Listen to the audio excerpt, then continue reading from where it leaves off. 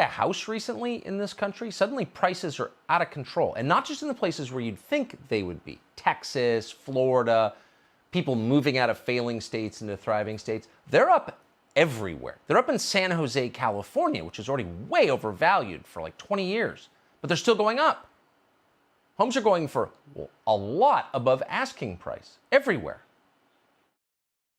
With his New York City office shut due to the pandemic and looking for more space for his family, in the summer of 2020, Justin Goldberg and his wife Jessica put their 3-bedroom Bloomfield, New Jersey home on the market. The house listed for $399,000. With multiple 6-figure offers over the asking price, the house sold for $542,000, over $140,000 more than what the couple was asking for. But the family then found themselves struggling to find a new home. With little inventory on the market, the couple signed a 1-year lease on a rental, and on the advice from their realtor, they then modified their house search from looking for a move-in ready home to a fixer-upper. Boy, that is happening everywhere. It doesn't seem normal. There's been a lot of moving within this country, but we're not watching a conventional housing market. There's something else going on, and in fact, there is. The Wall Street Journal in a recent piece found that private equity firms like BlackRock are purchasing entire neighborhoods of single-family homes and turning them into rentals. In Houston, for example, big investors are now accounting for a quarter of home purchases. What does this mean for the country? Pedro Gonzalez is associate editor at Chronicles. We're happy to have him on tonight to assess this. Pedro, thanks so much for coming on. So what you're seeing here, the big picture, is the bedrock of American democracy was always independence, the burger class. People own their own homes, mow their own lawns. They own something. They're vested in the country. And that is changing, and we're becoming, at high speed, a nation of renters. What are the implications of this? Well, look, Eisenhower said in his farewell address that you and I and our government must avoid the impulse to live only for today, to plunder for our own convenience and ease the precious resources of tomorrow.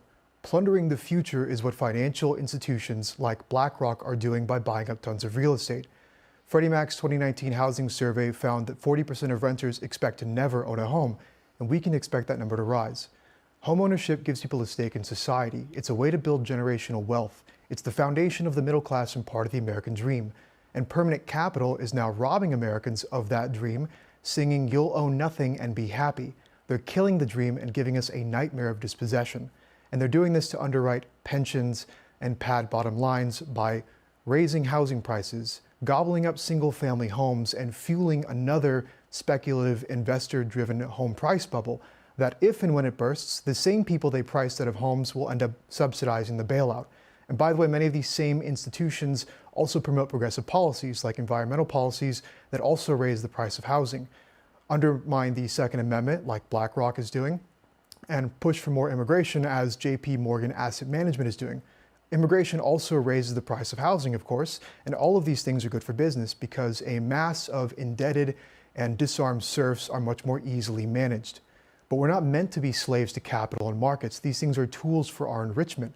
And when people and society turn them like knives against the rest of society, we have a right and, in fact, an obligation to fight back and call it what it is: selfish, destructive greed cutting at the heart of America.